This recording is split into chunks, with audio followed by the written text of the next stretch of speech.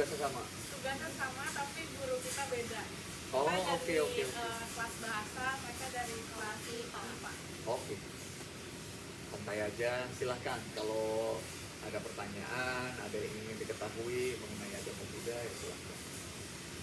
Nah, sebelumnya kami manggil Bapak dengan kata Bapak boleh, Om boleh, Kakak boleh, apa aja sih. Kalau di sini, kalau ada yang teman-teman yang Katolik, kan manggil pastor itu Romo ya.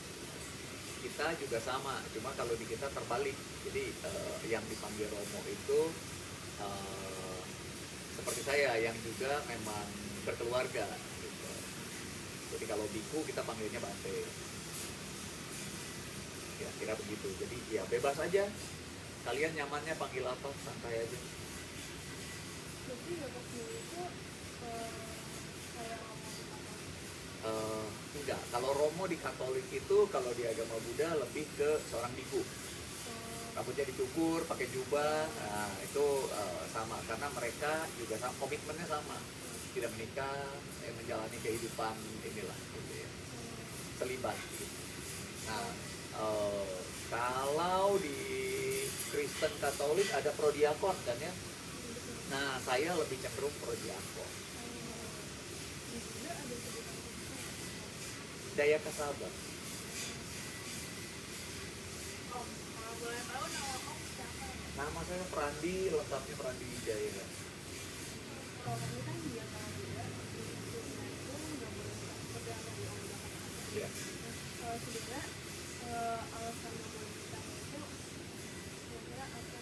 Oke, good question. Jadi dalam agama Buddha, sebetulnya dari ajaran Buddha sendiri kan, bagaimana kita, murid-muridnya, kita kan disebutnya murid ya semua sampai hari ini, walaupun udah sekian ratus generasi gitu, kita tetap disebutnya murid. Gitu. Jadi Buddha mengajarkan ke muridnya bahwa kalau memang kita mencari pembebasan sempurna, kita harus melepaskan kemelekatan kita dulu. Nah, kemelekatan terbesar kita itu apa sih? Yang pertama tubuh kan. Nah, makanya diberi simbol dengan mencukur rambut, baik pria maupun wanita. Itu simbol kita melepaskan kemelekatan kita terhadap tubuh. Karena kenapa? Di bahasa Indonesia sangat refleksif.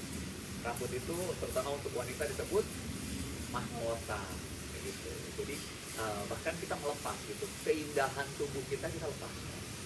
Karena kita menyadari bahwa tubuh ini benar-benar tidak kekal, hanya sementara. Gitu. Nah kemudian berikutnya hidup secara pada kebutuhannya aja. Kita tiap hari pagi-pagi mungkin kalau yang sekolah mungkin fix ya harus pakai seragam gitu. Tapi once kalian misalnya nanti kuliah, kalian pasti akan spend waktu untuk memikirkan hari ini mau pakai baju apa, warna ini cocok enggak dengan saya, model baju ini apakah pas dengan tubuh saya, dan seterusnya dan seterusnya. Seorang yang ingin, sekali lagi, yang ingin mencapai pembebasan sempurna sudah tidak seharusnya memikirkan hal-hal seperti itu, makanya pakai jubah. Dan jubahnya pun kalau di zaman dulu, di zaman Buddha, jubahnya bukan beli.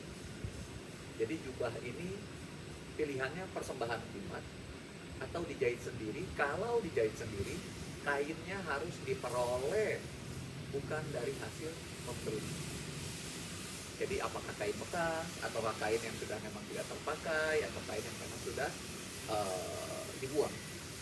Nanti dikumpulkan, dipilih. Makanya kalau kalian lihat jubah seorang biksu itu kotak-kotak kayak bata gitu ya. Nah itu sebetulnya kalau zaman dulu karena memang dipotong-potong, kan kain berantakan nih ujungnya atau apa, dibentuk dulu, dirapikan, baru dijahit terus begitu sampai jadi sebuah kain. Nah baru setelah itu diwarnai. Kalau di zaman Buddha sebetulnya instruksinya adalah diwarnai sesuai dengan warna tanah. Sama, warna tanah mengingatkan kita bahwa tanah itu sesuatu yang diinjak-injak dan seterusnya gitu. Tetapi juga sesuatu yang selalu memberikan hasil untuk manusia gitu. Nah jadi harapannya seperti itu, makanya diwarnai tanah.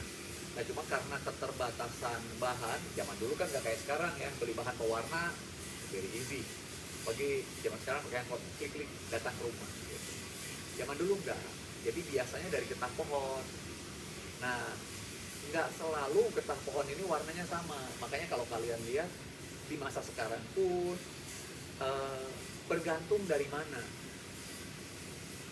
Karena secara garis besar perkembangan agama Buddha itu terbagi menjadi 3 tradisi besar: Theravada, Mahayana, Tantrayana. Warna jubahnya beda.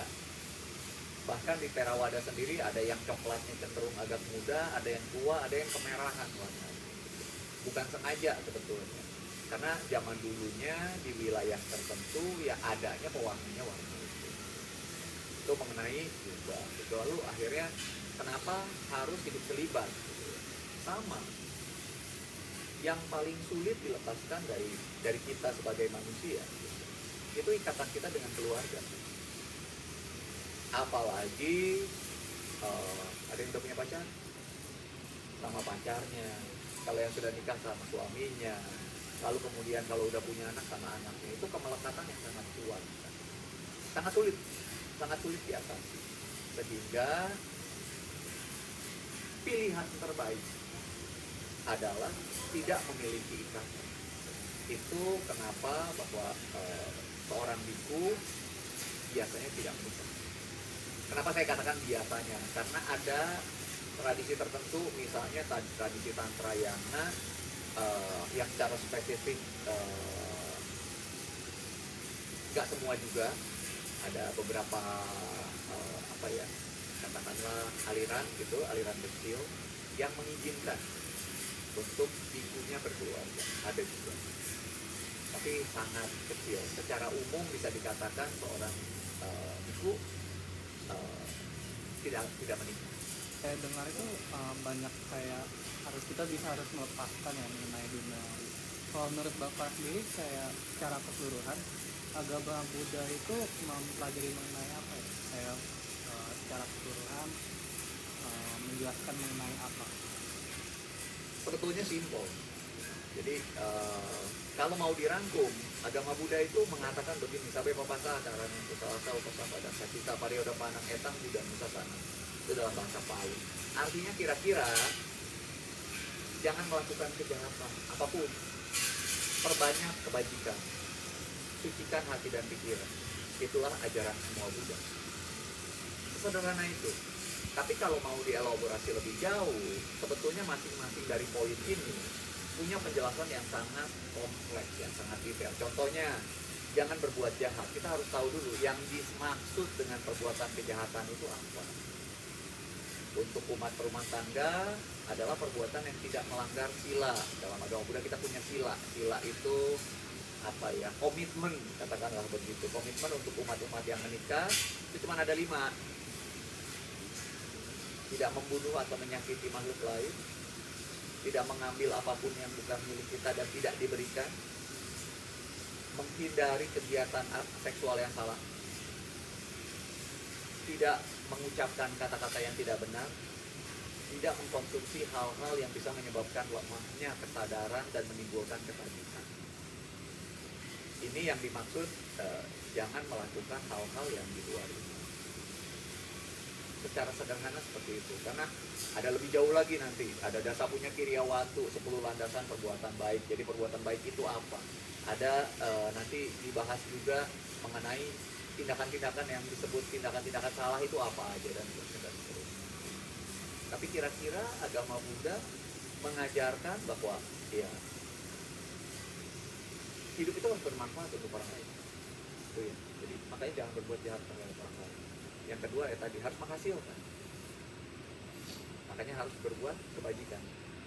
Terakhir, sucikan hati dan pikiran. Karena 2 ini nggak akan bisa dilakukan kalau batinnya tidak lurus. Kalau batinnya tidak penuh cinta kasih. Kira-kira begitu. Kan kita juga sebelum kita ngelakuin wawancara ini kita juga belajar dulu kan ya Om. Kita tahu kalau Tripitaka itu dibagi jadi 3 kelompok. Yang Winaya Pitaka, Sutta Pitaka, dan Abhidhamma Pitaka. Nah, apa yang membuat Tripitaka ini tuh menjadi sebuah kelompok? Oke, good question. Jadi dari arti katanya dulu. Kalau dalam bahasa Pali, Tipitaka disebutnya. Kalau pakai bahasa Sanskerta itu Tripitaka. Jadi Ti atau Tri ini artinya 3. Pitaka itu keranjang. Kenapa? Karena zaman dulu tulisan-tulisan awal itu ditulis di atas daun lontar. Nah, waktu dikelompokkan paling mudah pakai keranjang. Jadi disusun di sebuah keranjang per masing-masing tabnya. Nah, jadi apa sih kenapa dibagi jadi 3? Gitu kan? Karena 3 hal ini memang hal yang berbeda. Yang pertama, Winaya Pitaka. Winaya itu aturan. Bagaimana seorang biku harus hidup. Kalau tradisi Theravada, aturan untuk seorang biku itu ada 227 sila. Misalnya salah satunya tidak makan setelah tengah hari, gitu ya. Lalu kalau berbincang dengan umat lawan jenis nggak boleh hanya berdua, ada aturan seperti itu. Nah, ini semua masuknya ke kelompok Winaya Pitaka. Intinya Winaya itu mengenai bagaimana seorang biku harus berlaku, harus hidup. Nah, yang kedua, Sutta Pitaka. Apa sih Sutta? Sutta itu pengajaran kira-kira. Jadi selama hidupnya Sang Buddha itu mengajarkan banyak hal kepada audiens yang berbeda-beda. Nah, semua kemudian zaman dulu dihafal. Ada orang-orang yang murid-murid Buddha gitu ya, para biku yang memang sangat hebat ya, sampai sekarang juga banyak lah ya orang yang punya ingatan yang sangat kuat gitu. Orang sekarang nyebutnya apa, photographic memory gitu. Nah, jadi kalau zaman dulu dihafal. Baru kemudian di Sanggayana keempat baru mulai dicatat pitaka-pitaka ini. Sutta itu biasanya menjelaskan mengenai apa yang disampaikan Buddha, biasanya ada waktunya. Jadi misalnya saat menjelang Waisak atau belum Waisak kalau zaman Buddha, saat bulan memasuki musim hujan misalnya, di Sawati Buddha menyampaikan kata-kata berikut ini, ajarannya apa. Nah, Sutta hampir semua isinya sifatnya seperti itu. Jadi apa yang pernah disampaikan Buddha yang kemudian dicatat. Nah, lalu yang ketiga Abhidhamma. Jadi Abhidhamma ini mengenai hal-hal yang ultimate. Maksudnya gimana? Maksudnya dalam Abhidhamma Pitaka itu dicatat supaya bisa dipelajari oleh generasi berikutnya hal-hal yang mengenai kebenaran sejati. Dia nggak bisa dibantah, kasarnya gitu. Contohnya apa? Saya ambil satu aja ya. Ini termasuk bagian awal dari Abhidhamma, yaitu bab tentang cita. Cita itu kesadaran. Nah, kesadaran itu dibagi 3. Saya nggak akan cerita detail, tapi salah satunya adalah kesadaran tidak baik. Salah satu kesadaran tidak baik adalah kemarahan.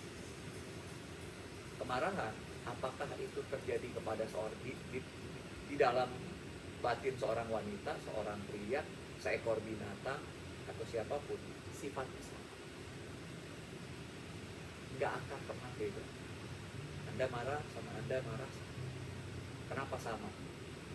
Kemarahan pasti dilandasi kebencian. Pasti dilandasi dorongan untuk menyakiti. Dilandasi lagi pikiran untuk membuat siapapun yang membuat kita marah ini menderita dan seterusnya. Sifatnya sama, bahkan seekor binatang pun sama. Nah, kira-kira Abhidhamma membahas lebih ke hal-hal tersebut. Tapi sebetulnya secara ajaran, Sutta Pitaka dan Abhidhamma Pitaka itu sebetulnya overlapping.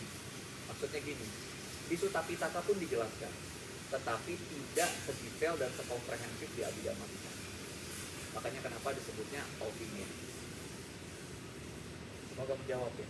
Ini dirangkumnya kan sampai pendek banget. Tapi tiga-tiganya ini tuh wajib dilaksanakan Om, atau kayak pilih aja? Um, ini untuk belajar. Tipitaka ini tuntunan, gitu ya, tuntunan untuk belajar.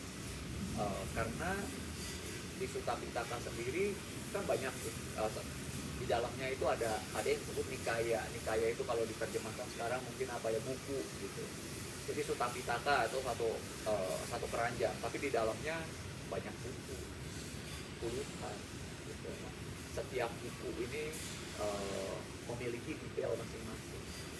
Nah, jadi ini tuh misalnya ada di Sutta Pitaka, saya lupa Nikaya ini masuk di Dija Nikaya atau Anguttara Nikaya, tapi ada sebuah bagian gitu ya, bab itu mungkin bisa disebut bab juga, mengenai bagaimana seseorang harus berlaku terhadap keluarga. Jadi dibahas seorang ayah harus bagaimana terhadap seorang anak bagaimana harus terhadap seorang ibu dan ayahnya, seorang majikan harus bagaimana terhadap seorang pembantu, dan seterusnya. Itu ada. Namanya Siggalowada Sutta. Kalau kan sebelum jadi mau itu biasanya sekolah-sekolah. Nah, kalau tidak, kalau mau jadi itu tuh kayak ada langkah-langkah sebelumnya atau sekolahnya gitu. Ada. Jadi kalau saya ambil salah satu contoh aja ya, sebetulnya mirip-mirip aja sih. Kalau dari tradisi Theravada misalnya, sebelum seseorang bisa diterima menjadi calon biku, itu yang pasti dia harus mendapat izin.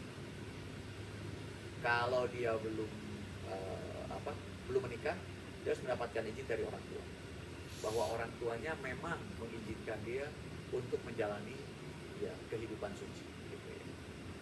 Setelah mendapatkan izin, biasanya dia akan menghadap kepada gurunya. Orang tuanya ikut. Jadi nanti ada kayak sesi interview dulu. Setelah itu baru dikirim belajar dengan status sebagai seorang namanya Samanera. Samanera itu ya kalau diterjemahkan calon biku lah, kira-kira begitu. Jadi belum penuh menjadi biku. Silanya masih 10. Jadi ada 10 sila yang mereka harus patuhi. Selama belajar ini waktunya bervariasi, ada yang pendek, ada yang panjang, gitu. Tergantung gurunya. Nah, setelah gurunya juga melihat bahwa si Samanera ini memang berdedikasi dan memang bisa atau layak untuk menjadi seorang biku, nanti ada prosesi penahbisan namanya. Gitu. Nah, nanti ditahbiskan secara penuh, baru dia menjadi biku. Kira-kira begitu. Dari pertanyaan dia, kalau kami di Katolik kan ada kayak paus, terus romo, uskup, romo, gitu. Sebetulnya ada, cuma kalau di Katolik kan hierarkis sekali ya, gitu, bahwa paus itu jadi acuan semuanya. Nah, kalau di agama Buddha, karena agama Buddha ini secara perkembangan dan secara dasar ajaran memang tidak mengharuskan satu lainnya, gitu kira-kira. Gitu. Jadi masing-masing punya. Mahayana punya sendiri, Theravada punya sendiri, bahkan Theravada pun berdasarkan gurunya masing-masing, ya dia kemana gitu nanti. Gitu. Jadi kalau disebut ada, tapi bukan sesuatu yang 100% mengikat. Misalnya Dalai Lama itu kan secara tradisi kita menyebutnya tradisinya Tantrayana gitu. Padahal di Tantrayana sendiri ada 4 aliran besar dan Dalai Lama ini cuma salah satunya, kepala dari salah satu aliran besar ini gitu. Jadi ada yang lain juga, kira-kira seperti itu. Kalau boleh tahu, agama Buddha itu perspektifnya melihat agama lain itu kayak gimana? Melihat agama lain sebetulnya ini pertanyaan yang sangat unik. Kenapa Karena agama Buddha itu lebih berfokus kepada diri sendiri, lebih berfokus kepada bagaimana kita mengembangkan bakti, bagaimana kita menjaga tiga pintu kama. Kita nyebutnya tiga pintu kama. Apa itu tiga pintu kama? Tiga pintu yang bisa menghasilkan akibat untuk kita. Apa aja? Ucapan, tindakan, dan pikiran. Nah, jadi kalau ditanya kemudian agama Buddha melihat agama lain seperti apa? Selama siapapun pemeluk agama apapun mampu menjaga tiga pintu ini, sebetulnya dalam tanda kutip dia seorang praktisi Buddhis. Walaupun nanti kalau belajar ada detailnya tentunya ya gitu, detailnya bisa sangat berbeda. Melanjutkan pertanyaan dari Jeremy.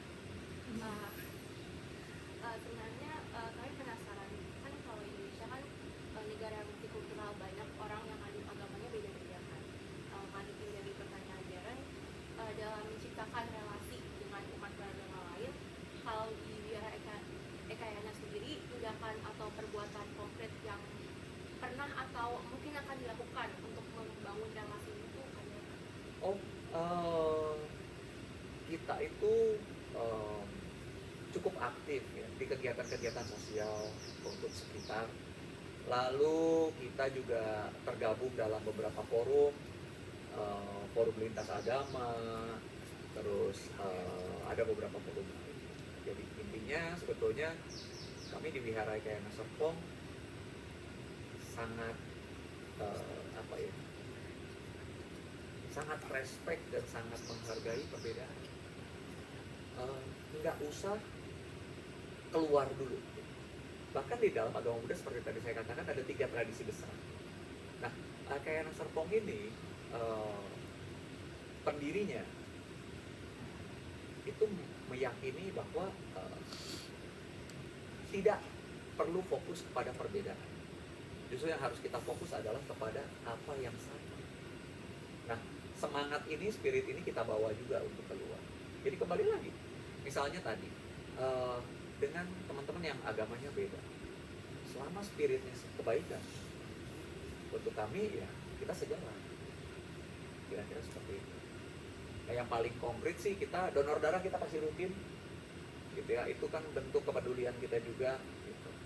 Lalu tadi bakti sosial bahkan kami sudah cukup melebar, nggak hanya di wilayah Serpong lagi, kita udah mulai sampai ke Kabupaten Bogor yang berbatasan dengan area Serpong, Tangerang dan sekitarnya.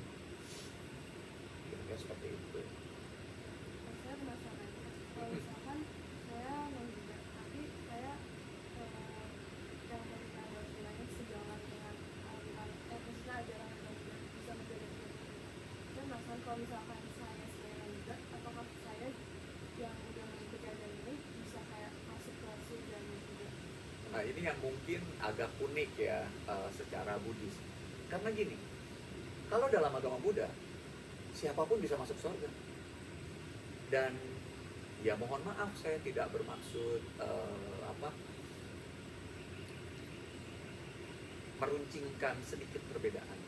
Nah, tapi intinya kalau dari ajaran Buddha,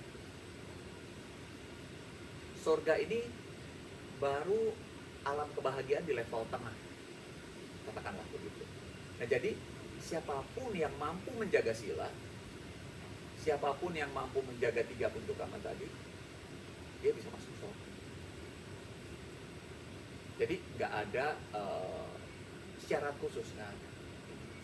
Jadi kalau ditanya apakah mungkin orang Yunani dengan kepercayaannya sendiri, tetapi tadi acuannya adalah menjaga 3 pintu dan juga menjaga sila, bisa masuk surga? Sangat bisa.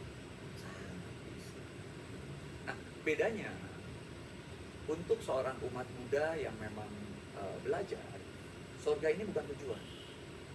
Kenapa? Karena surga pun tidak kekal. Tapi memang rentang waktu kehidupannya sangat-sangat panjang. Jadi kalau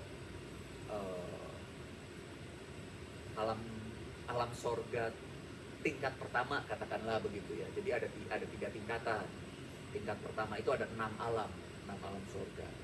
Nah, dari 6 alam ini yang terbawah aja, yang paling pendek gitu kan, rentang waktunya kalau di convert ke tahun manusia, ini estimasi ya, menurut kitab sucinya kita Tipitaka, itu kira-kira rentang waktunya 9 juta tahun. Jadi itu alam sorga paling bawah dari kelompok paling bawah itu rentang waktunya udah segitu panjang. Dan semakin tinggi itu nggak naiknya begitu, dia agak eksponensial. Jadi naiknya bisa sangat berbeda. Tingkat berikutnya 2 kali lipat bisa. Jadi sangat-sangat panjang.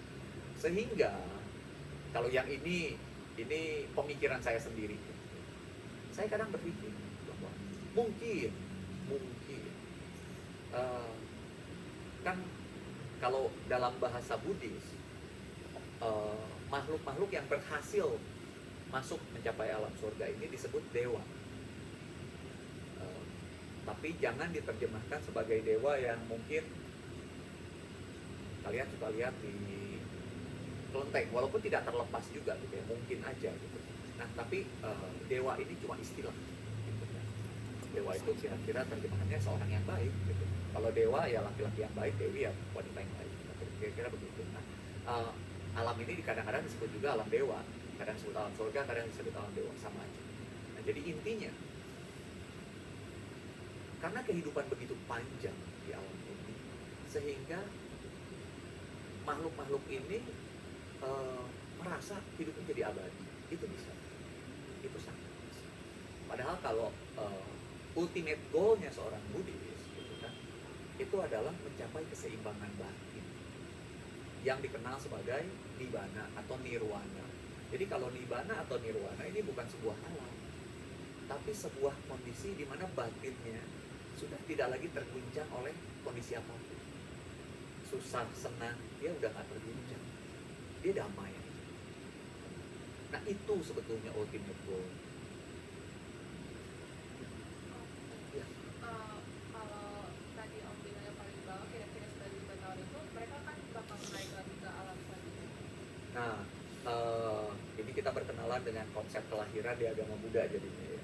Ya, atau jadi kayak reinkarnasi gitu. Atau juga Betul.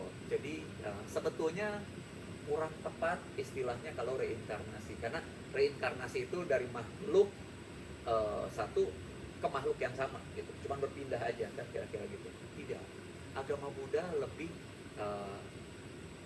mengajarkan rebirth. Kita itu terlahir kembali. Jadi lahir di alam dewa. Setelah rentang hidupnya habis, tergantung beberapa poin, beberapa hal. Yang pertama, apakah kebajikannya masih cukup? Kalau tumpukan kebajikannya, kalau kita nyebutnya kadang-kadang benih kama gitu ya, benih kamanya cukup, ya dia bisa aja terlahir kembali tetap di alam dewa. Misalnya, tapi kemungkinan secara tekstual itu tidak naik, biasanya turun. Karena kenapa? Di alam dewa ini nyaman. Hampir tidak ada penderitaan, sehingga akhirnya apa? Orang biasanya terlena, makhluk terlena misalnya. Jadi tidak melakukan tambahan kebajikan. Nah ini yang menyebabkan kemungkinan besar dia akan turun. Atau kemudian dia terlahir sebagai manusia juga mungkin. Tapi terlahir ke alam yang lebih rendah pun mungkin. Karena tadi balance-nya bagaimana? Balance perbuatan. Nah itu yang pertama. Kedua, ya sebuah kelahiran kalau dalam agama Buddha sangat tergantung juga kepada momen kematiannya. Di momen kematiannya seperti apa dia mampu menjaga batin. Itu menentukan juga kelahiran berikutnya. Kira-kira seperti itu. Nah, rebirth atau terlahir kembali, atau istilah Buddhisnya tumimba lahir gitu ya, itu adalah disebabkan karena kama-kama yang kita buat. Jadi sudut pandang agama Buddha, manusia hidup ini tuh bukan kelahiran pertama dan terakhir gitu. Kelahiran kita itu sudah sangat sulit ditelusuri di mana awal. Kenapa bisa berkesimpulan demikian? Karena gini, seseorang terlahir, em, katakanlah di keluarga yang sama, adik dan kakak, sifatnya sama. Kenapa beda? Orang tua yang sama, iya kan? Orang tuanya nggak berubah. Kenapa sifatnya bisa beda? Posturnya bisa beda, bentuk wajahnya aja bisa beda. Nah, kalau dari sudut pandang agama Buddha, ini disebabkan oleh karma. Walaupun lahir di keluarga yang sama, tapi di kelahiran sebelumnya, bagaimana kehidupan dia? Kenapa? Dan kehidupan sebelumnya itu bukan right before this gitu. Karena kan udah nggak terhingga, udah sangat panjang proses kelahirannya, mungkin udah bermiliar-miliar kali. Nah, sepanjang kelahiran itu semua jadi faktor yang menentukan pada saat lahir sebagai manusia hari ini menghasilkan bentuk yang seperti ini. Itu bagian dari karma. Kira-kira seperti itu. Mau ini saya kepo aja sih. Boleh. Kira-kira kan kalau agama Buddha ini kan tersebar di banyak negara ya. Betul. Salah satunya Thailand gitu. Ya. Kira-kira dari pelaksanaan agama Buddha di Indonesia sama di Thailand atau di negara lain ada perbedaannya nggak? Oh, oke. Pertanyaannya bagus. Kalau dibilang ada perbedaan, nggak ada pasti. Jadi saya cerita dulu perkembangan agama Buddha jadinya. Agama Buddha itu dalam tanda kutip ya, lahir di India kan, kira-kira gitu ya. Nah, kemudian berkembang disebut dengan jalur utara dan jalur selatan. Jalur utara itu melalui Tibet, Nepal, lalu kemudian ke Tiongkok gitu ya. Kalau lihat peta India di sini kan Tiongkok di sini gitu. Dan terus dari Tiongkok menyebar, bahkan sampai sempat ke Afghanistan segala macam melalui jalur sutra gitu. Ke bawah juga turun ke Jepang, Taiwan, terus turun lagi sampai ke Asia Tenggara. Nah, jalur selatan sebaliknya, jalur selatan itu berkembang melalui Sri Lanka, dibawanya oleh para pedagang zaman dulu. Pedagang Sri Lanka yang ke India bolak-balik gitu. Nah, dari Sri Lanka terus berkembang ke Vietnam, Myanmar, Thailand dan seterusnya. Jadi memang garis perkembangan agama Buddha seperti itu. Dan apakah kemudian ada perbedaan? Ada, jelas. Karena saya rasa agama apapun di dunia semua tidak bisa menghindari faktor budaya. Masuk ke suatu negara tertentu pasti ada budaya yang diadaptasi. Sama, Buddhisme juga sama. Nah, Thailand dari warna jubah udah beda, ya kan? Gitu. Ya kembali ke cerita yang awal tadi. Gitu. Lalu kalau kita bandingkan dengan Myanmar, misalnya, itu beda lagi. Myanmar juga sedikit berbeda. Tapi esensi ajarannya kalau kita bicara tadi panduannya adalah Tipitaka sama. Tapi gaya berpakaian, cara hidup bisa berbeda. Contohnya tradisi Mahayana misalnya. Tradisi Mahayana, seorang biku Mahayana itu nanti dicek lagi ya. Saya nggak ingat persis kalau yang Mahayana, tapi kalau saya nggak salah silanya itu di atas 300. Kan kalau Theravada 227 tadi, kalau Mahayana itu kalau nggak salah di atas 317 atau apa. Nah, jadi ada perbedaan gitu, tapi lebih karena budaya, lokasi tempat. Di India zaman Buddha ya mirip di kita, iklimnya panas hujan itu aja. Waktu dia berkembang ke Tibet itu sangat dingin kan, daerah yang sangat dingin gitu. Sehingga perkembangan bajunya pun berubah. Nggak bisa lagi pakai baju terbuka karena nggak tahan. Sehingga bentuk bajunya dalam tanda kutip disesuaikan. Ke Tiongkok sama, Tiongkok negara 4 musim juga gitu. Malah kalau di Tiongkok ada 4 macam jubah kadang-kadang kalau para biku Mahayana itu. Kadang warnanya juga beda-beda gitu. Sama, jadi ada adaptasi. Tapi secara esensi ajaran sama. Saya penasaran satu. Boleh. Kan tadi om sempat singgung kayak kita nggak boleh menggunakan sesuatu dengan kalau misalkan saya sendiri kan berarti kalau melanggar bisa dibilang dosa. Oke, lanjutin dulu. Nah, kalau misalkan kita nggak sengaja untuk nyamuk juga kayak refleks atau enggak kayak dalam keadaan terancam kita harus menyelamatkan nyawa kita, jadi kita terpaksa membunuh makhluk hidup itu ya. Oke. Tidak membunuh. Jadi gini maksudnya. Oh, saya cerita gini dulu deh. Syarat pembunuhan itu dilakukan. Ada detailnya. Jadi yang pertama adanya suatu makhluk hidup. Ada satu makhluk hidup. Kedua, kita sadar bahwa makhluk ini hidup. Ketiga, ada kehendak kesadaran kita untuk melakukan pembunuhan. Yang keempat, ada tindakan, ada effort yang dilakukan untuk melakukan tindakan tadi. Yang terakhir, ada hasilnya, makhluknya dari hidup jadi mati.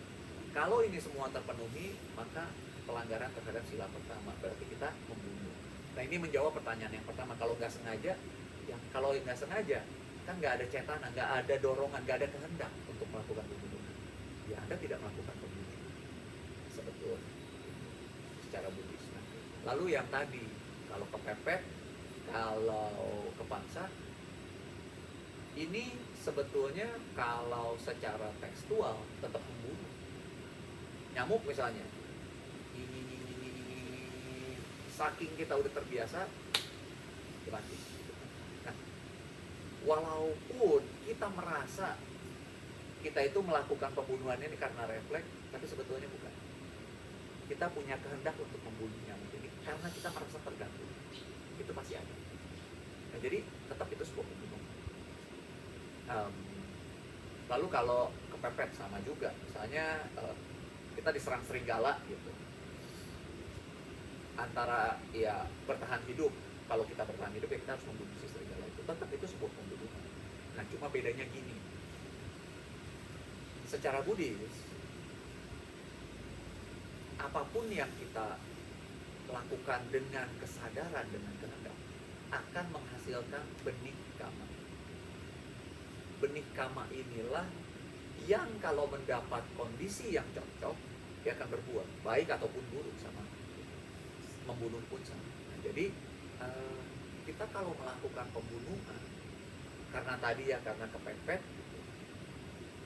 secara melakukan pembunuhannya kita sudah melakukan pembunuhan. Tapi apakah kama karena membunuhnya pasti berbuah? Belum tentu. Nggak ada jaminan. Tergantung kepada berikutnya kita mengkondisikan batin kita seperti apa. Nah, ini terkait dengan yang tadi, apakah itu sebuah dosa? Agama Buddha nggak mengenal dosa seperti teman-teman di Kristen dan Katolik gitu ya, atau teman-teman Muslim gitu. Tidak. Jadi kan kalau kalian mungkin lebih familiar istilah dosa ini sesuatu yang dilakukan dan kemudian menjadi beban kita gitu ya, keburukan kita gitu. Buddhis enggak. Walaupun dosa itu dari bahasa Pali, di bahasa Pali ada. Tapi dosa ini dalam bahasa Pali artinya adalah kebencian. Jadi nggak sama. Walaupun secara kata sama, tapi terjemahannya sangat jauh berbeda. Jadi kembali lagi, kalau dibilang apakah kemudian ini akan menjadi sesuatu yang buruk untuk kita?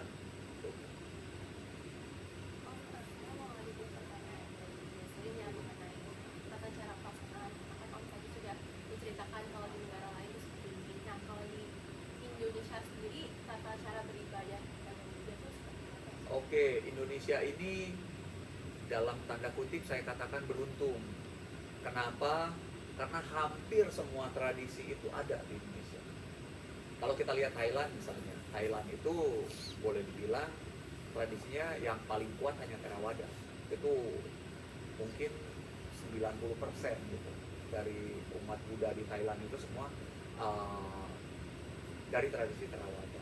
Tapi di Indonesia kita tuh mix, karena Indonesia ya tadi terpengaruh dari jalur selatan, terpengaruh juga dari jalur utara gitu. Dan bahkan yang tertua, ajaran tertua yang datang lebih dulu ke Indonesia itu ajaran utara, dari jalur utara gitu ya, Mahayana. Nah, kemudian ini membawa warna yang sangat berbeda di Indonesia, karena di Indonesia ada semua.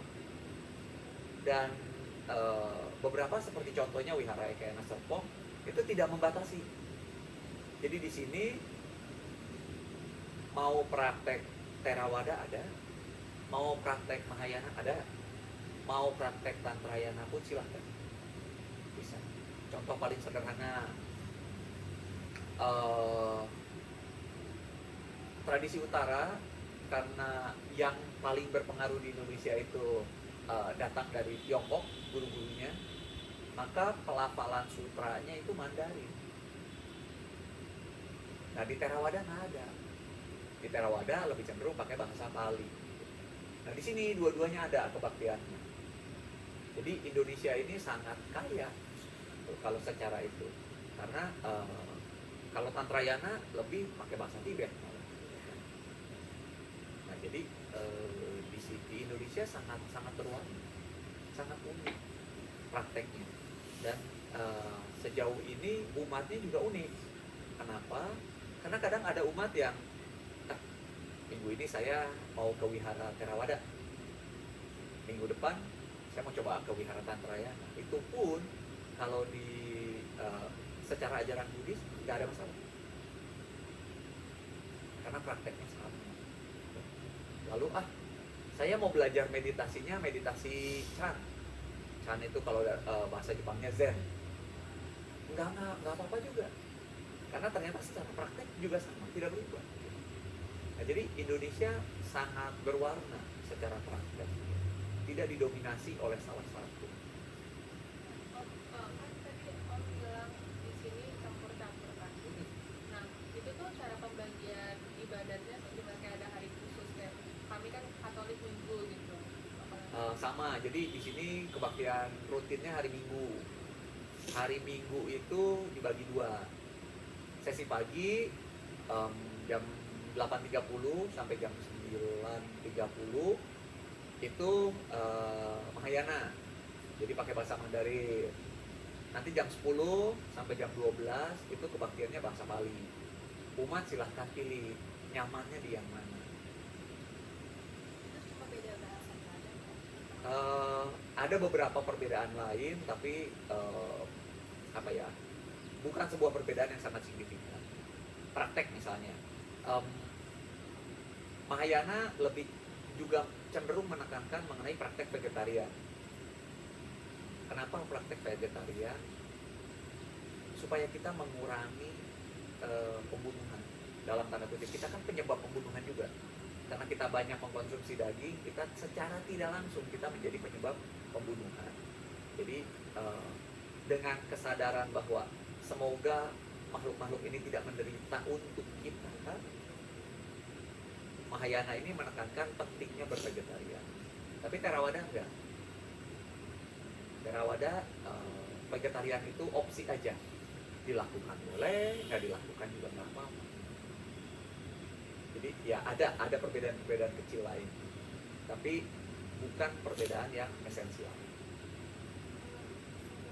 Kita tahu dari pengalaman kamu bahwa ada waktu tertentu untuk vegetarian.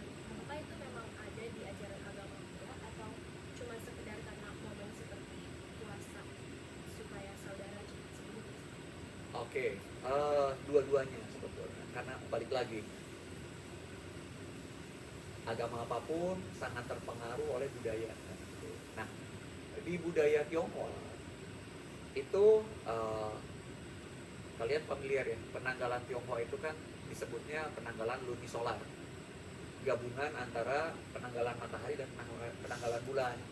Kalau teman-teman Muslim kan menggunakan penanggalan bulan, lunar. Nah, orang Tionghoa enggak, menggunakan gabungan. Nah, di penanggalan Tionghoa biasanya ada yang dikenal sebagai hari bulan terang dan hari bulan gelap gitu. Tanggal 15 sama tanggal 15 itu hari bulan terang, tanggal 1 itu hari bulan gelap gitu. Nah, di hari-hari ini orang Tionghoa itu terbiasa untuk bervegetarian misalnya. Nah itu ke bawah sampai di Indonesia pun sama, terpengaruh gitu. Nah lalu secara teks Buddhis ada mirip disebut sebagai uposatha. Posata itu sama kira-kira bulan gelap bulan terang gitu. Nah, kalau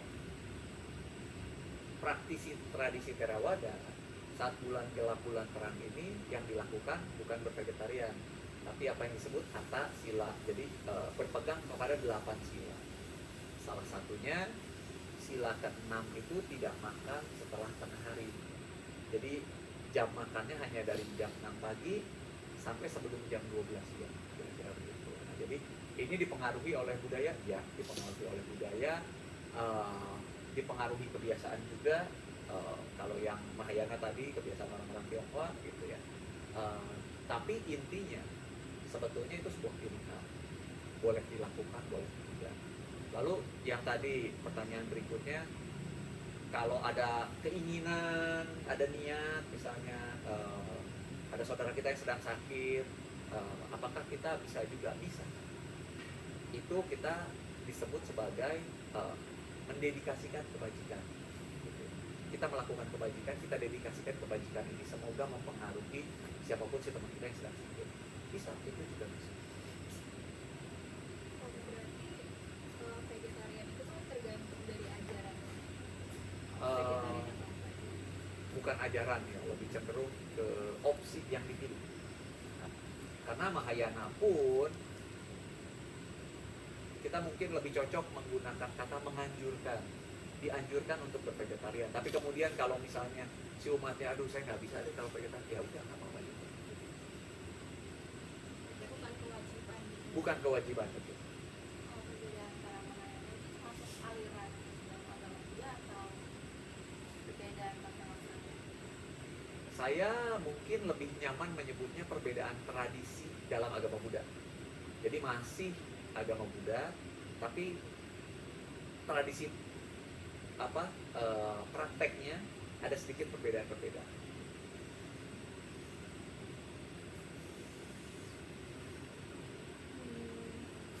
Di agama Buddha kan biasanya disarankan dengan meditasi.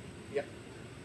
Saya lihat kalau orang meditasi tuh dia tenang banget, nyaman banget. Sebenarnya secara psikis itu jiwanya atau dia tuh kayak kemana sih, kayak suasana kondisi gitu. Oke, ini pertanyaan bagus. Jadi meditasi kalau dibilang suatu praktek yang khas agama Buddha, enggak juga.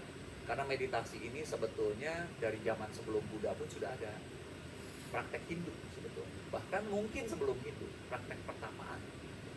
Jadi salah satu praktek tertua meditasi ini. Nah, tapi meditasi Buddhis itu memang beda. Ada perbedaan, ada lanjutannya. Nah, ada beberapa tingkatan sebetulnya, ada beberapa tahapan belajarnya. Gitu. Nah, terus kalau tadi ditanya, waktu meditasi itu orang bisa damai, tenang, batinnya kemana? Justru orang bisa tenang, bisa damai pada saat batinnya diam, nggak kemana-mana, diam. Gitu. Nah, bagaimana cara membuat batin diam? Nah, inilah yang disebut meditasi. Dikasih objek. Objeknya sangat banyak. Di agama Buddha, pilihan objek itu banyak sekali dan biasanya bisa kadang disesuaikan dengan karakter orangnya. Tapi yang paling sederhana biasanya tahap pertama memulai itu dengan objek nafas. Kenapa? Karena nafas ini kita nggak meditasi juga, kita bernafas kan, gitu. Nggak bisa nggak bernafas manusia. Nah, bedanya bagaimana kita menjaga kesadaran kita tetap di nafas kita. Kita tahu kapan nafas kita masuk, kapan nafas kita keluar. Secara terus-menerus, moment by moment. Ini yang disebut sebagai mindful. Pada saat kesadaran kita mampu terus-menerus terjaga di setiap momen, maka batinnya nggak bisa diganggu sama objek-objek dari luar, juga objek-objek dari dalam. Kan ini nyangkut abhidhamma sedikit ya. Batin kita, pikiran kita itu sangat tidak stabil. Coba Anda diam 1 menit aja, itu pikiran kita udah kemana-mana sebetulnya. Pergi sana balik lagi, pergi sana balik lagi. Wow, mikirin ini itu. Hanya 1 menit. Anda bayangkan sehari 24 jam. Berapa juta kali pikiran Anda itu kesana kemari. Dan sebetulnya coba kita amati, mikirin apa sih? kebanyakan manusia memikirkan masa lalu atau memikirkan masa depan kan? Kalau masa lalu kebanyakan yang berkaitan dengan penyesalan. Kalau masa depan selalu sesuatu yang nggak pasti. What if, what if, what if. Nah, ini yang diajarkan oleh Buddha. Anda buang-buang waktu, Anda buang-buang effort dengan mengikuti pikiran Anda yang seperti itu. Diamkan. Bagaimana cara mendiamkannya tadi? Ada objeknya, dilatih, duduknya harus baik, karena postur tubuh yang baik akan menunjang. Contohnya kalau saya duduk seperti ini, nafasnya pasti terganggu karena perut saya nekuk. Jadi seorang meditator biasanya duduk tegak. Kenapa? Ya supaya nafasnya lancar. Kira-kira seperti itu. Ada jadi postur duduk, lalu kesadaran nafasnya mau diamatinya di mana. Boleh di ujung hidung, boleh di atas bibir, ya pokoknya di sekitar itu. Nanti semakin batin kita atau pikiran kita ini mahir, dia mulai nempel sama objeknya, itu batinnya tenang. Setelah tenang dia akan damai. Setelah damai, semakin dia damai, akan muncul satu apa ya? Disebut perasaan, bisa kita nyebutnya perasaan sukacita. Tapi sukacita yang sangat berbeda, sangat pure, sangat nyaman gitu. Nah, kalau udah muncul perasaan ini, biasanya pikirannya udah sangat terjaga. Lama-lama kalau dilatih terus, bahkan saat bicara seperti ini, beraktivitas sehari-hari itu, pikirannya akan fokus pada apa yang sedang kita lakukan, pada objeknya. Nah, itu tujuannya. Pada saat kita bisa, kalau pakai istilah bahasa Inggris, live in present moment. Nah, itu goal utama sebetulnya. Bagaimana kita mampu menjaga batin kita nggak terombang-ambing, nggak terpengaruh oleh dari luar ataupun dari dalam. Tahu Bapak sendiri pernah nggak kayak misalkan lumayan Kebetulan pernah. Jadi memang kan kalau seorang Buddhis biasanya kita ditekankan lah dalam tanda kutip gitu. Prakteknya kan 3 yang wajib gitu. Sila, yang paling dasar dulu deh, yang paling dasar itu 3, dana, sila, bawana. Dana itu ya berdana gitu. Berdana dalam agama Buddha nggak harus bentuknya materi, bisa jasa, bisa relief stress. Misalnya ada temennya lagi banyak pikiran, kita cukup jadi pendengar aja, dia bisa curhat sama kita, Anda sedang berdana. Nah, jadi berdana itu ada 4, nanti kapan-kapan kalau tertarik kita bisa bahas. Yang pertama dana, yang kedua sila. Sila yang tadi, bagaimana kita menjaga 2 pintu kita. Sila itu hanya menjaga 2 pintu, ucapan dan tindakan. Ini yang dijaga sama sila. Yang terakhir, bawana itu secara simpel terjemahannya adalah meditasi lah ya, gitu. Menenangkan batin. Nah, jadi memang praktisi Buddhis harus melakukan 3-3. Nah, saya pernah mengalami hal itu. Jadi pada saat mungkin kondisi tubuh juga sedang baik gitu ya, waktu itu meditasinya kebetulan juga dibimbing, lalu kita disuruh praktek sendiri. Nah, saya mulai merasakan bagaimana objek ini nggak terlepas dari kesadaran saya selama berjam-jam ternyata. Saya nggak merasa waktu itu cukup panjang, padahal ternyata cukup panjang. Setelah saya bisa nempel terus di objek ini, batin saya nempel terus di objek ini. Ya tadi yang saya katakan, betul-betul ada satu perasaan yang sulit digambarkan. Begitu tenang, begitu damai, dan rasanya nggak terganggu oleh apapun. Baru sampai situ kira-kira. Nanti ada lanjutannya lagi.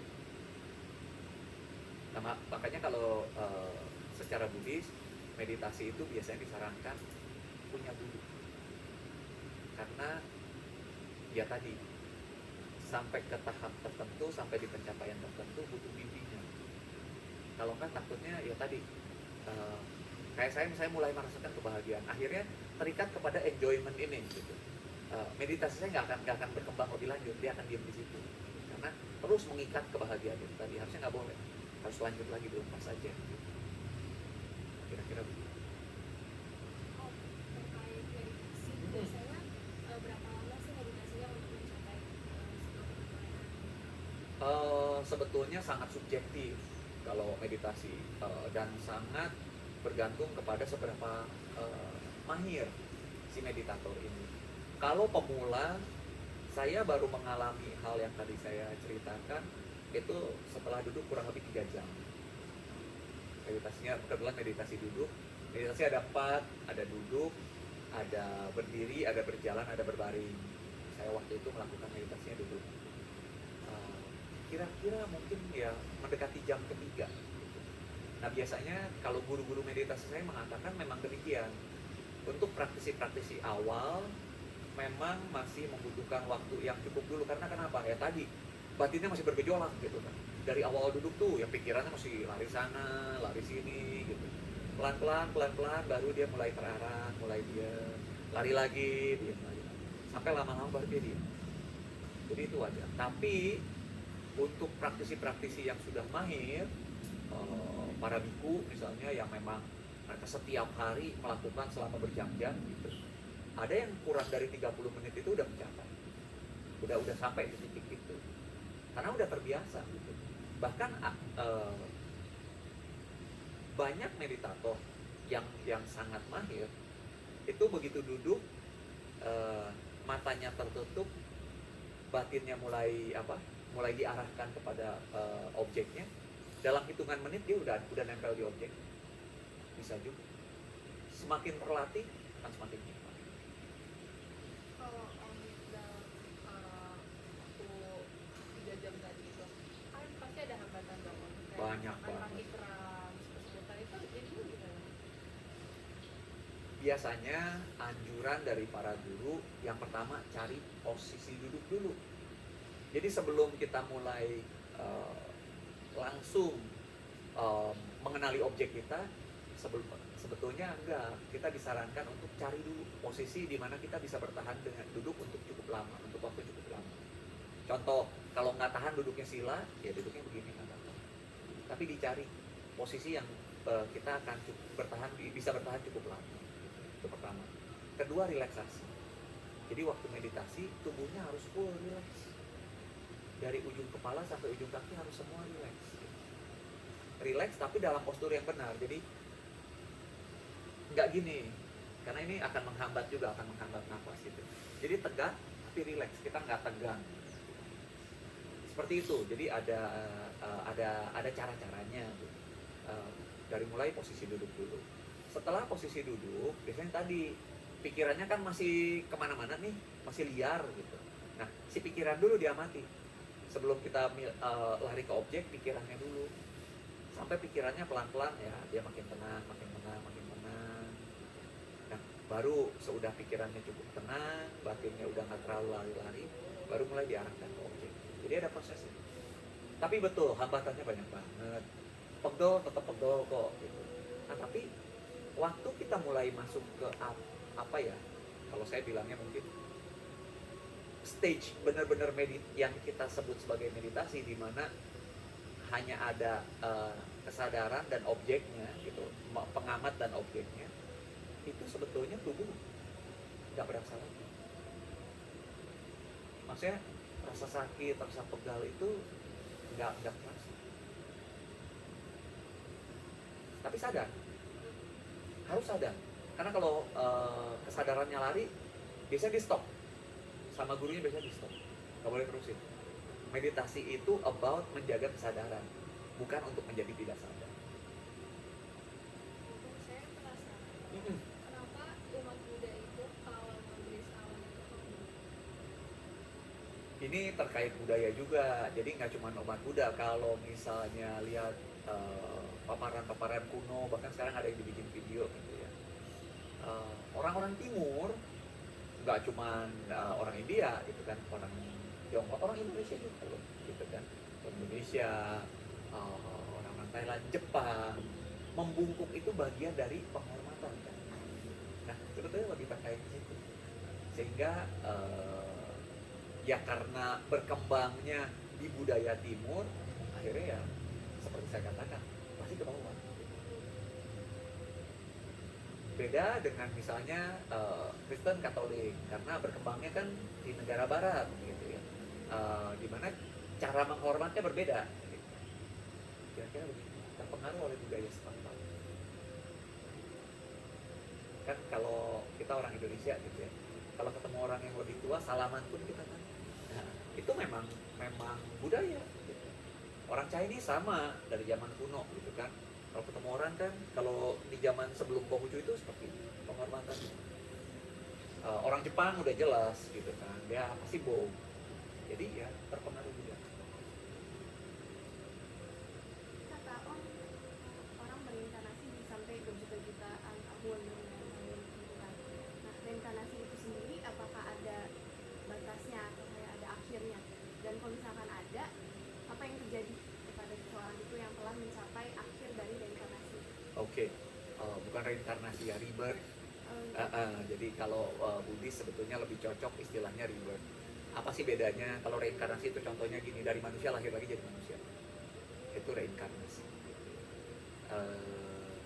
Secara ajaran Buddha bukan nggak ada, tapi nggak selalu bisa reinkarnasi. Tapi rebirth itu pasti selama ini. Jadi apakah ada ujungnya? Ada. Justru tujuannya umat Buddha adalah ke situ, ke ujung atau ke akhir dari kelahiran kembali. Masa nggak capek? Lahir, menjadi tua, selama proses menjadi tua mengalami sakit berkali-kali, akhirnya mati. Lahir lagi, begitu lagi, terus gitu berulang-ulang. Jadi Buddha mengajarkan ada caranya, ada. Bagaimana caranya? Caranya kita harus melepas, terbebas dari kemelekatan. Gimana cara terbebas dari kemelekatan? Nah, prakteknya banyak. Salah satunya yang paling sederhana tadi, praktek dana itu kan pelepasan. Dana itu kan kita berlatih melepas. Apa yang menjadi properti kita, apa yang menjadi milik kita lepaskan untuk orang lain. Itu tahap dasar sekali melepas. Nah, sampai nanti bahkan batinnya pun itu melepas. Batin sendiri pun dilepaskan. Lalu kalau ditanya, setelah mencapai akhir, setelah mencapai apa yang kita kenal sebagai nibbana atau nirwana, gitu kan, itu kemana? Ya nggak kemana-mana. Kan kalau secara Buddhis, apa yang Anda lihat sekarang ini hanya terdiri dari dua hal, jasmani dan batin. Pada saat jasmaninya hancur dan batinnya lenyap, ya sudah habis, selesai. Nah, bedanya untuk saat ini, si batin ini pada saat jasmaninya hancur, bagian dari kesadaran atau bagian kecil dari batin ini yang mendorong menjadi untuk kelahiran kembali. Nah, pada saat seseorang mencapai apa yang disebut nibbana, faktor ini sudah hilang, sudah lenyap. Kenapa? Karena penyebabnya udah nggak ada. Apa penyebabnya? Penyebabnya adalah kemelekatan tadi. Penyebab kelahiran itu adalah kemelekatan. Kira-kira begitu. Kalau mau lebih detail, kita perlu berjam-jam diskusi. Karena harus belajar urut. Gitu. Tapi kira-kira gambaran besarnya seperti itu.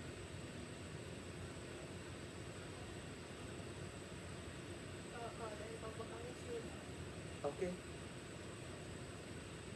saya nggak mungkin singkat dulu. Kan Boleh. tadi kita bahasnya yang sisi positif.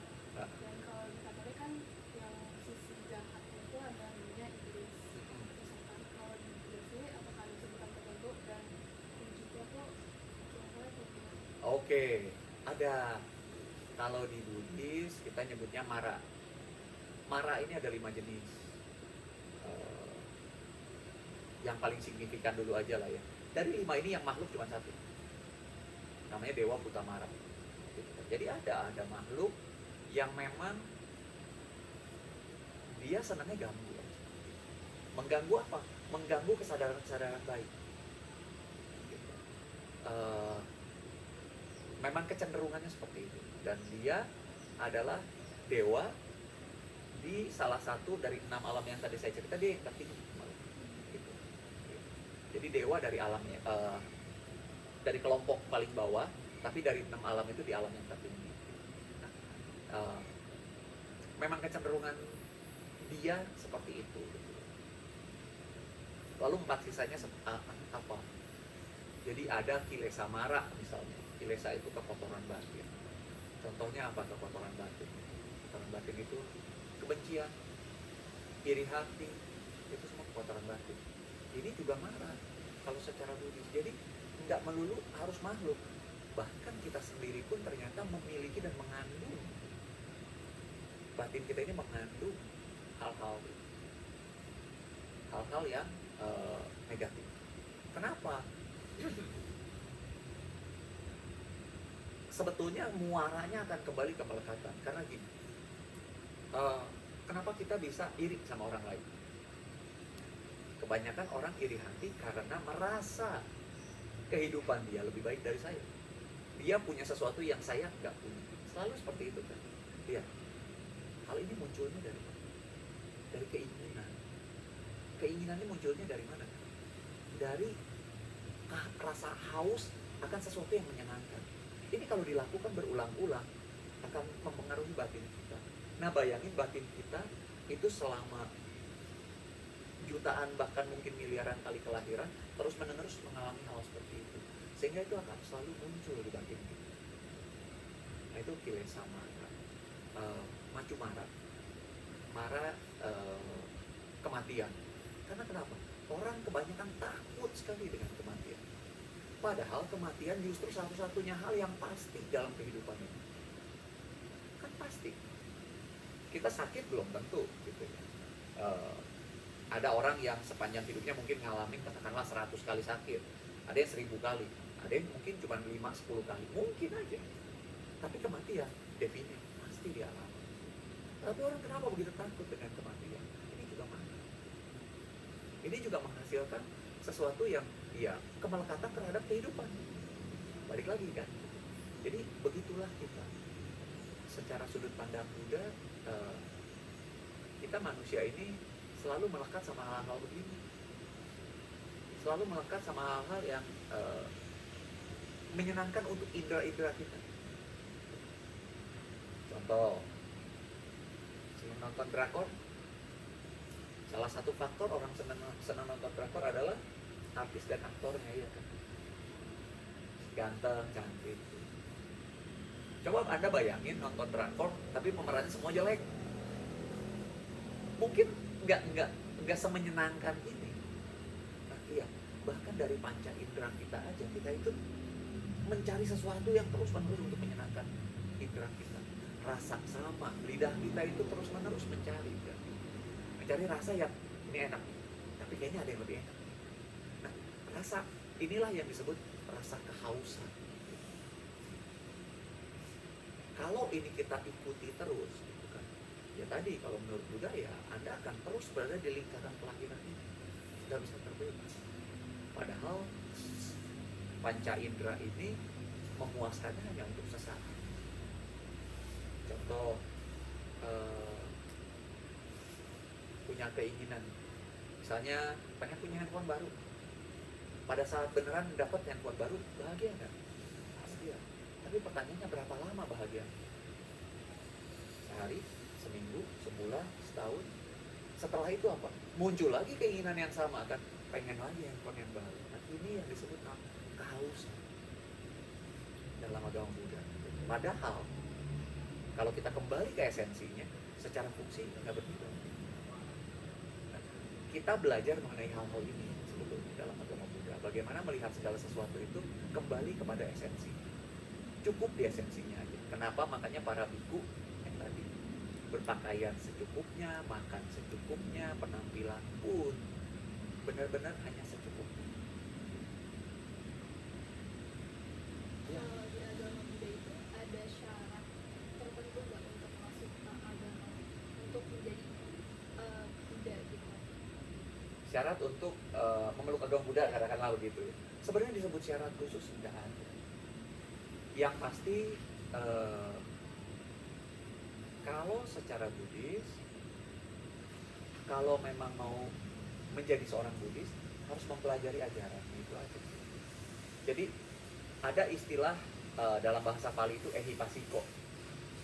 Ehipasiko itu sederhananya dalam bahasa Indonesia datang dan buktikan. Bagaimana caranya? Ya tentunya harus kenalan dulu ajarannya seperti ini.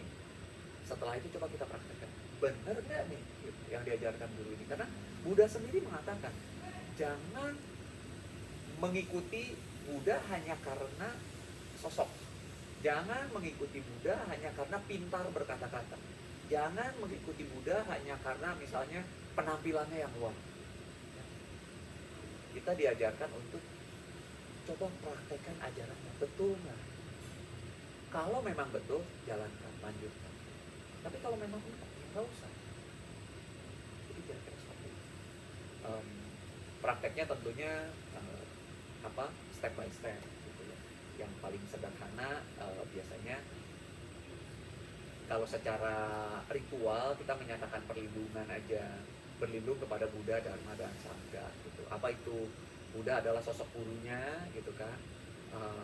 Dharma adalah ajarannya, si ajarannya itu sendiri. Sangha itu komunitas biku yang mempertahankan ajaran ini. Nah, jadi kita menyatakan bahwa kita berlindung dan belajar kepada tiga. Nah, selanjutnya kalau di Thailand itu kita ada semacam pembaptisan apakah di agama Buddha itu juga?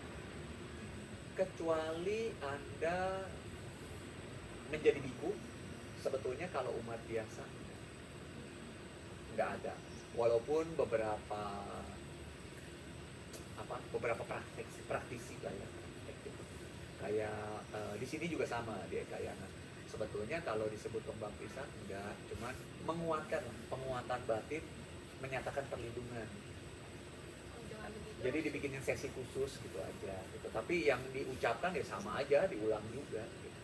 Berarti dengan begitu sudah diakui sebagai memeluk agama Buddha. Ini saya katakan secara terus terang, sebetulnya kalau Anda berpraktek apa yang saya jelaskan tadi, Anda praktek dana, Anda menjaga pintu-pintu kama Anda dengan baik gitu ya, tidak menyakiti orang lain dan lain-lain, bertutur kata dengan sopan, tindakan juga baik, lalu rutin untuk mengendapkan atau menjernihkan batin gitu atau pikiran, Anda seorang Buddhis. Anda udah seorang Buddhis. Tapi ya kembali, ini kan praktek dasar. Praktek lanjutannya ya memang harus belajar lebih mendalam. Tapi kira-kira seperti itu. Yes, apakah waktu dengan guru juga gitu kalau juga ada Praktek-praktek yang menggunakan simbol gitu ya pasti ada. Contohnya apa? Nyalain dupa. Misalnya. Di Katolik juga kalau nggak salah ada kan ya. Dupa pakai ini yang di ayun. Gitu. Jadi ada di secara Buddhis juga ada. Cuma mungkin di Buddhis cukup banyak dan cukup berbeda dari satu dan yang lainnya. Contoh apa? Mudra itu posisi tangan. Jadi ini mudra gitu kan. Terus saya lupa seperti ini gitu. Nah itu mudra, ada artinya. Jadi simbol-simbol tangan ini simbol persembahan sebetulnya.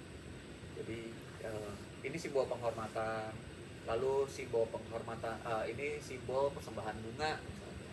Tangannya seperti ini mudra dan seterusnya. Jadi ada praktek-praktek yang menggunakan simbol. Dan apakah simbolnya ada benda? Ada. Kalau Anda lihat altar, kalau mau lihat-lihat boleh loh, kita sangat terbuka. Nanti kita naik ke atas, lihat altar. Di altar wihara itu selalu ada bunga. Kenapa? Bunga itu punya dua filosofi secara Buddhis. Yang pertama, bunga itu selalu berkaitan dengan keindahan. Bagaimana kita sebagai umat Buddha itu juga harus menjadi sesuatu yang indah untuk lingkungan kita, untuk masyarakat kita. Yang pertama. Nah yang kedua, bunga ini walaupun indah, umurnya pendek. Bunga itu paling lama mungkin bunga-bunga tertentu bisa seminggu, dan setelah itu lagi. ini melambangkan kehidupan kita pun sama. Kita nggak hidup selamanya. Jadi jangan lupa kita harus menyadari bahwa di rentang waktu hidup kita yang pendek ini, jadilah seperti bunga, indah untuk orang lain, indah untuk masyarakat. Nah, jadi itu salah satu simbol. Jadi pasti ke wihara manapun di altarnya akan selalu ada bunga. Walaupun kalau sekarang keren, bunganya plastik, jadi nggak pernah layu. Tapi makna sebenarnya itu harusnya bunga beneran. Kadang-kadang ada yang disertai buah. Buah juga punya filosofi, punya makna. Buah itu selalu baru bisa diambil, baru bisa kita dapat kalau pohonnya tumbuh, kalau benihnya ditanam. Nah ini terkait dengan praktek bagaimana kita menanam karma baik. Kalau kita ingin buah yang bagus, buah yang manis, buah yang indah gitu ya, ya kan benihnya harus benih yang bagus. Setelah benihnya ditanam harus dirawat dengan baik sampai dia tumbuh menjadi pohon, pohonnya pun harus kokoh dan subur, baru nanti dia akan menghasilkan buah. Nah, ini sama, kita manusia juga harus seperti pohon. Kita kan sekarang kalian ini masih dalam proses dirawat dan dibesarkan sebagai pohon. Nanti satu saat kalian harus menjadi buah untuk masyarakat, menjadi buah untuk keluarga, menjadi buah untuk agama. Nah, harus. Nah, simbol ini yang dipakai. Gitu. Makanya kadang buah pun ada diletakkan di altar. Kira-kira mungkin segitu dulu Kak dari Pak. Oke. Oke, terima kasih udah datang. Oke. Jauh-jauh. Sudah. Kalian juga udah?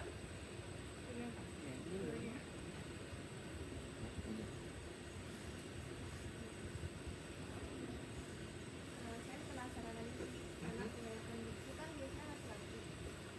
Yang saya Ya, lihat di sebenarnya kebanyakan laki-laki. Itu kenapa? Apakah perempuan nggak boleh jadi biksu? enggak juga. Perempuan juga banyak. Oh jadi sebenarnya nggak apa-apa. Gender itu nggak membatasi menjadi Oh enggak, seorang enggak. biksu. Gender tidak membatasi untuk seseorang menjalani kehidupan suci, tidak. Gitu. Tapi memang secara Buddhis effort yang dibutuhkan oleh seorang wanita untuk menjalani kehidupan suci lebih berat. Ya bayangin aja, rambutnya harus hilang. Itu aja kan udah. Untuk seorang wanita kan, kalau cowok botak ya botak aja gitu kan, santai aja. Tapi untuk perempuan kan lebih berat. Kadang-kadang. Itu aja sih. Tapi nggak ada batasan. Kalau mau lihat hari Minggu nanti akan ada kita ada perayaan peringatan Imlek, gitu kan. Nah, nanti ada anggota Sangha yang hadir, sebagian perempuan.